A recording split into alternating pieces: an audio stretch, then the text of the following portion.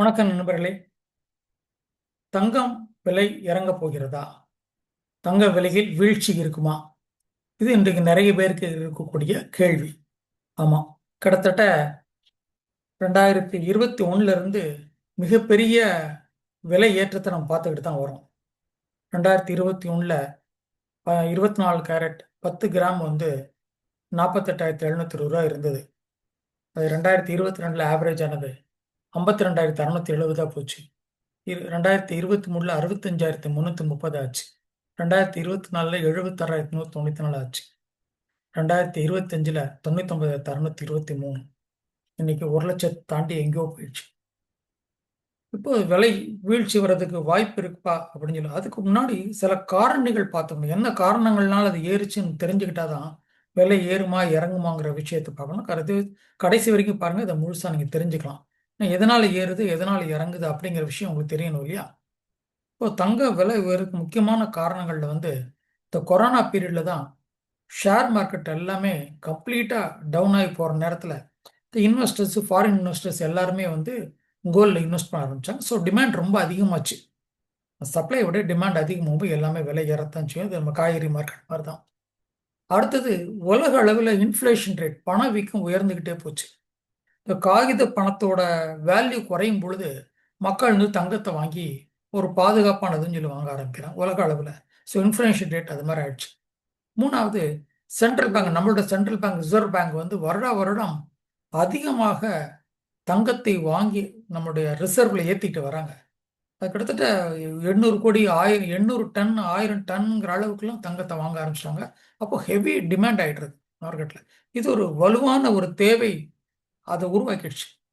அடுத்து, Russia Ukraine வார் இந்த 2022 வார ஆரம்பிச்சிடுச்சு, இன்னும் கூட முடியல. அது உலக அளவில் ஒரு பொருளாதார அச்சம், எல்லாருக்கும் ஒரு பயம். போர், தடைகள், எரிசக்தி விலை உயர்வு, எல்லாமே காரணங்கள் இருக்கும்போது முதலீட்டாளர்கள் என்ன பண்றாங்க? இன்வெஸ்ட் பண்றதுக்கு எங்க சேஃபா இன்வெஸ்ட் பண்ணலாம் போது தங்கத்துல தான் போடுறாங்க. அது எப்பவுமே உலக அளவில் தங்கம் சேஃப் சேஃப் ஹெவன் என்று சொல்லப்படுகிற விஷயம்.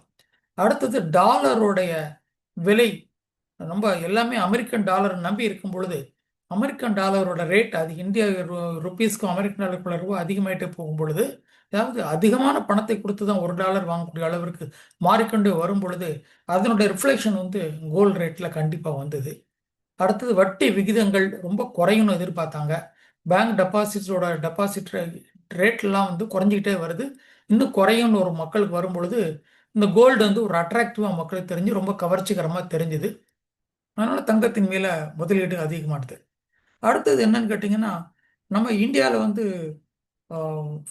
கோல்டு ஃபண்டு திடீரென்று பிரபலமாகி பரஸ்பர நிதிகள், மியூச்சுவல் ஃபண்டு, அது மூலமாக கோல்டு மக்கள் இன்வெஸ்ட் பண்ணதுக்கு ஆர்வம் காமிச்சாங்க. ஸோ அதனால என்ன ஆச்சு? அதிக பணம் அந்த ஷேர் மார்க்கெட் மாதிரி பரஸ்பர நிதி மூலமாக, மியூச்சுவல் ஃபண்ட் மூலமாக கோல்டுக்கு வர ஆரம்பிச்சது. அதனால டிமாண்ட் அதிகமாயிடுச்சு. ஸோ இந்தியா மற்றும் சீனாவில் ரெண்டுலேயுமே தங்கத்துக்கு பயங்கர டிமாண்ட் எடுத்துக்கிட்டு இருக்கு. தங்க நகைகள் வாங்குற இடத்துல இந்தியா ரொம்ப ஒன்றா இருக்குது. அந்த நேரத்தில் சீனாவும் அதிகமாக வாங்கிட்டு இருக்கிறாங்க. ஸோ அந்த ரெண்டுமே டிமாண்ட் அதிகமாயிட்டே வருது. அடுத்தது, அரசியல் பதட்டங்கள். ஒரு கண்ட்ரியில் மத்திய கிழக்கில் மோதல்கள், வர்த்தக போர்கள் நடந்துகிட்டு இருக்கு, பொருளாதார மந்த நிலையே இருந்துட்டு இருக்கு. இந்த மாதிரி ஒரு அச்சங்கள் வரும் பொழுது ஒரு தங்கத்தை ஒரு பாதுகாப்பாக இருக்கும்னு சொல்லிட்டு நிறைய ஃபினான்ஷியல் இன்ஸ்டிடியூஷன், நிறைய கண்ட்ரிஸ் தங்கத்தை பின்னாடி போய் வாங்க ஆரம்பிச்சாங்க. நிறைய கண்ட்ரிஸ் ஸ்டார்டட் இன்வெஸ்ட்.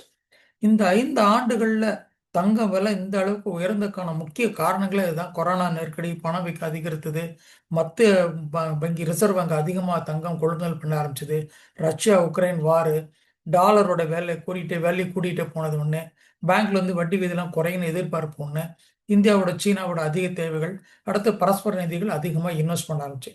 ஸோ உலகத்தில் பயம் எங்கெல்லாம் அதிகரிக்கும் பொழுதெல்லாம் காகித பணத்தோட மதிப்பு குறையும்னு ஒரு பயம் வரும்போதெல்லாம், ஒரு சந்தேகம் வரும்போதெல்லாம் தங்கத்தோட மதிப்பு உயர்கிறதுங்கிறத நமக்கு இது வரைக்கும் நம்ம பார்த்துட்டு இருக்கோம். சரி, இப்போ நம்ம இந்த விஷயத்துக்கு வருவோம். தங்கம் விலை இறங்குமா இறங்காதா? வீழ்ச்சி வருமா? பெரிய வீழ்ச்சி வருவதற்கான வாய்ப்புகள் மிக கம்மி. ஆனா இன்னி ரேட்ல நீங்க தங்கம் நிறைய வாங்கணும்னு நினைச்சீங்கன்னா மொத்தமா அவசரப்பட்டு ஒரே நாள்ல வாங்காதீங்க. இதுக்கான காரணங்கள் நான் சொல்றேன். ஏன்னா மார்க்கெட் பெரிய வீழ்ச்சி வரப்போறது இல்லை. ஒரு 30% 50% பெரிய வீழ்ச்சி வரப்போறதில்ல.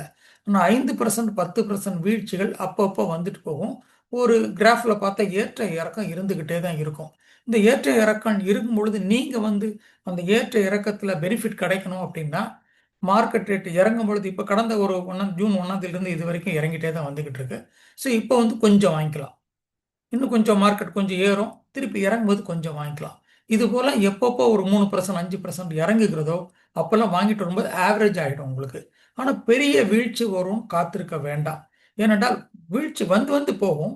5% 10% இறங்கி இறங்கி ஏறிட்டு இருக்கும். ஆனால் பெரிய வீழ்ச்சி வந்து பழைய நிலைமைக்கு வராது. அதனால இன்னி ரேட்ல இருக்கக்கூடிய தங்கம் விலை வந்து ஏறாம இருக்கு, ரொம்ப ஏறாம வாய்ப்புகள் இருக்கு. ஏன்னு கேட்டா அமெரிக்கன் டாலர் வலிமை அதிகரிச்சுன்னு வச்சுக்கோங்களேன். மக்களுக்கு வந்து அது அது சார்ந்து இருக்கனால புது மக்கள் வாங்குறது வந்து கொஞ்சம் மெதுவாக டாலர் விலை இறங்கட்டும் அப்படிங்கிறது, கோல்டு விலை இறங்கட்டும் வெயிட் பண்ணுவாங்க. இந்த கோல்டு மேலே இருக்கிற ஆர்வம் வந்து முதலீட்டாளர்கள் கொஞ்சம் குறையும். இப்போல்லாம் டாலர் ஏறுதும் கொஞ்சம் குறையிறதுக்கான வாய்ப்பு இருக்கு. வட்டி விகிதம் எங்கேயாவது மாறுச்சுன்னா தங்கத்திலிருந்து மக்கள் முதலீடுகளுக்கு மாறுறதுக்கான வாய்ப்புகள் இருக்கு, பெரிய பெரிய இன்வெஸ்டர்ஸ். மூணாவது, நிறைய லாபம் பார்த்துட்டாங்க. நிறைய பேர் இன்வெஸ்டர்ஸ் இன்வெஸ்ட் பண்ணாங்க. அந்த ரேட்டில் அவ்வளோ ரன், இன்னைக்கு அதை விட ஒரு 2 மடங்கு 3 மடங்கு மேலே வந்தாச்சு. ஸோ இனிமேல் வச்சிருக்க வேண்டாம், நிறைய லாபம் வருது, கொஞ்சம் ஃப்ளக்சுவேஷன் இருக்கு, நம்ம விற்க ஆரம்பிக்கலாம்னு சொல்லி மார்க்கெட்டில் விற்க ஆரம்பிப்பாங்க. ஸோ அதிகமாக லாபம் உள்ளவங்க கொஞ்சம் பேர் விற்க ஆரம்பிக்கலாம். அதனால நீண்ட காலத்துக்கு மதிப்பு குறைஞ்சிடும் சொல்ல வரல. ஆனால் ஒரு ஏற்ற இறக்கம் இருந்துகிட்டே இருக்கும். அப்போ உயருமா குறையுமான்னு சொல்லி யாராலும் 100% ஒரு கணிக்க முடியாது. ஆனால் ஏற்ற இறக்கங்கள்ல நீங்க வந்து இறங்கும் பொழுது கொஞ்சம் கொஞ்சம் கொஞ்சம் வாங்கி ஆட் பண்ண ஆரம்பிக்கலாம். ஒரே நேரத்தில் தங்கம் மொத்தமா வாங்காம அப்பப்போ சின்ன சின்ன வீழ்ச்சிகள் வரும்பொழுது நீங்க வாங்கிட்டு வந்தா ஓவராலா உங்களுக்கு ஒரு பெரிய லாபம் இருக்கும். ஸோ தங்க விலையில் பெரிய சரிவு வருவதற்கான வாய்ப்புகள் மிக மிக குறைவு. ஆனால் இந்த ஒரு ஏற்ற இறக்கங்கள் இருக்கும் பொழுது நீங்கள் வாங்க ஆரம்பித்தால் அதனுடைய பலன் வந்து உங்களுக்கு கண்டிப்பாக கிடைக்கும். இதுதான் நீ ரேட்ல நான் சொல்ல இருக்கிற முக்கியமான விஷயம். மொத்தமாக கொண்டு இன்னைக்கு வந்து 20 சவரன் வாங்க போறேன், 10 சவரன் வாங்க போறேன், 30 சவரன் கல்யாணத்துக்கு வாங்க போறேன் மொத்தமாக ஒரே நாளில் வாங்காதீங்க. அதுக்கப்புறம் மார்க்கெட் 2 நாள் கழிச்சு இறங்குச்சுன்னா ஃபீல் பண்ணுவீங்க. ஏறினாலும் ஃபீல் பண்ண வேற விஷயம். ஆனால் ஏற்ற இறக்கம் இருக்கும் பொழுது கொஞ்சம் கொஞ்சம் இறங்கும் பொழுது கொஞ்சம் கொஞ்சமாக நீங்கள் வாங்கிக்கலாம். பிரித்து வைத்து வாங்கினால், விலை இறங்கும் போது பிரித்து வைத்து வாங்கினால் ஆவரேஜாக நீங்கள் ப்ராஃபிட்டை பார்க்கலாம். ரைட்டா? இது போன்ற முக்கியமான தகவல்களுக்கு இந்த சேனலில் இணைந்திருங்க, சப்ஸ்கிரைப் பண்ணிக்கோங்க, ஷேர் பண்ணுங்க. நிறைய தகவல் உங்களுக்கு கொடுக்க நான் தயாராக இருக்கேன். உங்கள் நண்பன் அரசு சண்முக சுந்தரம். நன்றி, வணக்கம்.